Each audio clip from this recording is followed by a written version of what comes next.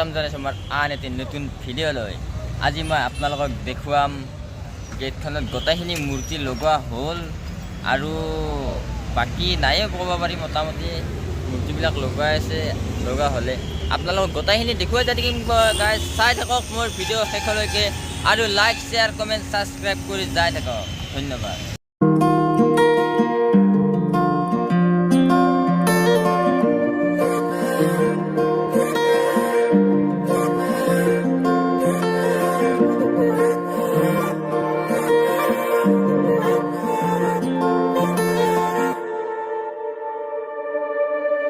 হঠাতে এটি উন্মাদনা মোৰ হিয়াতে এটি সম্ভাৱনা কথাতে কলবন বাগৰা উলাহত মই আপোন পাহৰা তোমাকে দেখিলে নজনাকে কাষৰলৈ আহিলে জাগৰো মামলৈ কয় কথা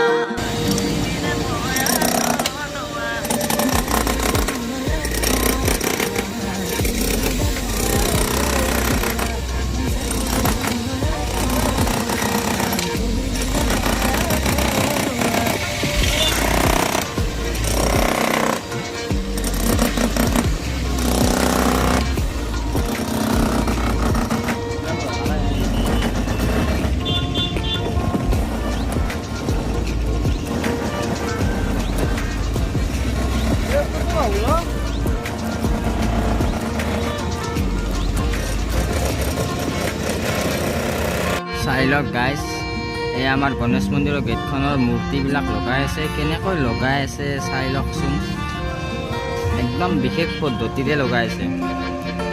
চাই লওক মূৰ্তিবিলাক কেনেকৈ লগাই আছে চাই লওকচোন গাইজ। আৰু আপোনাক গোটেইখিনি দেখুৱাই যাই থাকিম, গোটেইখিনি মূৰ্তি লগাব, গোটেইখিনি দেখুৱাই যাই থাকিম। চাই থাকক শেষলৈ ভিডিঅ'টো একদম চাই থাকক। চাই লওক ৰাস্তাত দোকানবিলাকৰ কাম কৰি আছে। এইবিলাক দোকান মাৰ্কেট হ'ব ৰাসত। এই মাৰ্কেটত বিলাক বনাই আছে।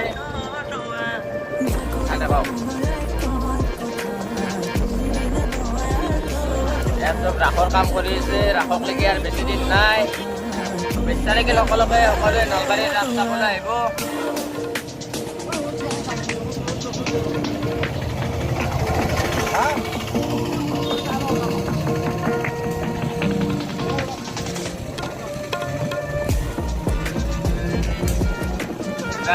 মেইন মাৰ্কেটটো ইয়াতে হ'ব। শ্বহীদ মুকুন্দ বাছ ষ্টেণ্ড এবাৰ ইয়াতে হ'ব গোটেইখিনি মাৰ্কেট।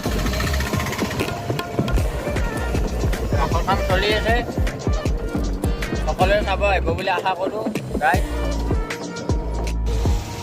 চাই লওক গাইজ, গণেশ মন্দিৰৰ মূৰ্তিবোৰ প্ৰায় বহোৱা হ'লে আৰু আপোনাৰ অলপমান কাম বাকী আছে। সেইখিনি কাম হ'লে আৰু হ'বই মোটামুটি গেটখন ৰাসৰ আগে গোটেইখিনি ক্লিয়াৰে হৈ যাব। মোটামুটি গেটখনৰ কাম আধা আধি মানে প্ৰায় হ'ল।